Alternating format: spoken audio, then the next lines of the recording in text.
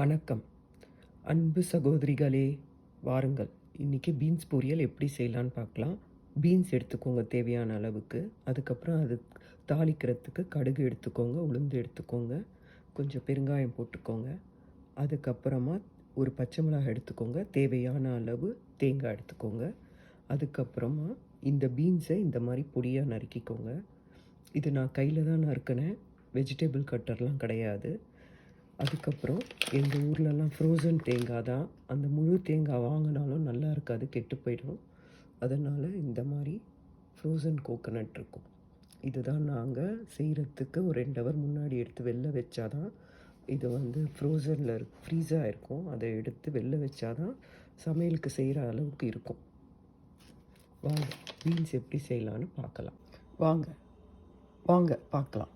இப்போது ஆல்ரெடி நான் கடுகு உளுத்தம் பருப்பு தாளித்து வச்சுட்டேன். இப்போ இதில் பீன்ஸை சேர்த்துக்கலாம். பீன்ஸை சேர்த்துட்டு அதுக்கப்புறமா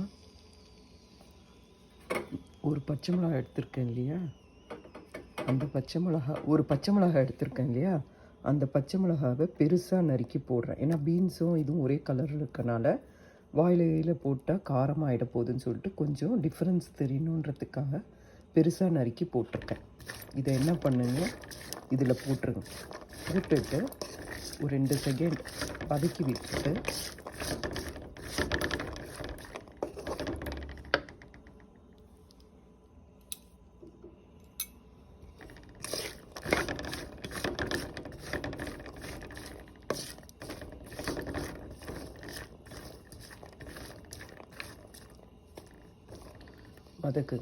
வதக்கிட்ட பிறகு ஒரு 1/2 டம்ளர் தண்ணி அளவுக்கு இதில் விடுங்க. விட்டுட்டு ஒரு தட்டை போட்டு மூடிடுங்க. பார்க்கலாம். இந்த மாதிரி பீன்ஸை தட்டு போட்டு மூடி வேக வைக்கணும். பிறகு தட்டை எடுத்துட்டு பார்த்தீங்கன்னா பீன்ஸு இந்த மாதிரி இருக்கும். இது ஒரு கலருங்க. கலரிட்டு நாலா பக்கமும்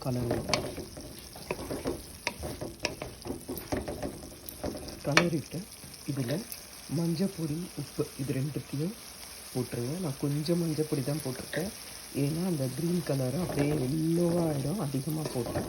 அதனால் கொஞ்சம் மஞ்சப்பொடி போட்டால் எல்லாத்துக்கும் நல்லதுன்றதுனால இதில் கொஞ்சம் அளவு சேர்த்துருக்கேன், அவ்வளோதான். திரும்பியும் இதை தட்டை போட்டு மூடி வைங்க. தண்ணி ஃபுல்லாக வதங்கின பிறகு தேங்காய் போட்டு இறக்கிடுங்க. அவ்வளோதான். ஏன் இதனோட வானொலி இப்படி இருக்குன்ட்டு பார்க்காதீங்க. ஏன்னா இங்கே இருக்கிற கேஸ் ஸ்டவ்வுக்கு இண்டோலியம்லாம் செட் ஆகாது. அதுக்கப்புறம் டிஷ்வாஷரு, அதனால் அதெல்லாம் ஓவர் ஹீட். அதனால் நான் இதோட எத்தனையோ வானொலி இந்தியா வரும்போதெல்லாம் 2 வாங்கிட்டு வரோம். அதுக்கப்புறமா இதாக கலர் சேஞ்ச் ஆனாலும் தூக்கி போட்டுருவோம். ஆனால் இந்த ஊரில் பேனெல்லாம் இருக்கும். நம்ம சமையலுக்கு பேனெல்லாம் சரிப்பட்டு வராது. நமக்கு அகலமான இருக்கிற இந்த மாதிரி கெடாய் தான் நமக்கு யூஸ் ஆகும். அதனால தான் இந்த கெடாய் இப்படி இருக்குது. என்ன தான் தேய்ச்சாலும் இப்படி தான் இருக்கும். டிஷ்வாஷரில் போட்டாலும் கலர் சேஞ்ச் ஆகிடும். அதான் அதை யோசிக்காதீங்க, சரிங்களா? பாருங்கள், இந்த மாதிரி தண்ணி ஃபுல்லாக வற்றி போயிட்டு நல்லா ஃப்ரை ஆகிடுச்சு. பாருங்கள், கலரும் சேஞ்ச் இல்லாமல் நல்லா இருக்கு. இந்த சமயத்தில்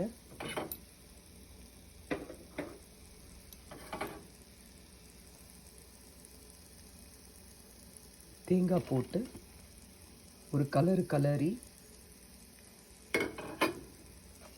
ரொம்ப நேரம் தேங்காய் போட்டு அடுப்பில் வைக்காதீங்க. தேங்காய் போட்டு ஒரு கலரி தேங்காய் போட்டு இந்த மாதிரி தேங்காய் போட்ட உடனே ஒரு கலரிட்டு நிறுத்திடுங்க. அப்போ தான் கலர் சேஞ்ச். ரொம்ப நேரம் தேங்காய் அடுப்பில் இருந்ததுன்னா தேங்காய் காயோட கலரு மாறி போயிடும், தேங்காயோட கலரும் மாறி போயிடும். அவ்வளோதான். இதுக்கப்புறம் ஒரு 10 நிமிஷம் கழித்து சாப்பாடுக்கு வச்சு சாப்பிடுங்க.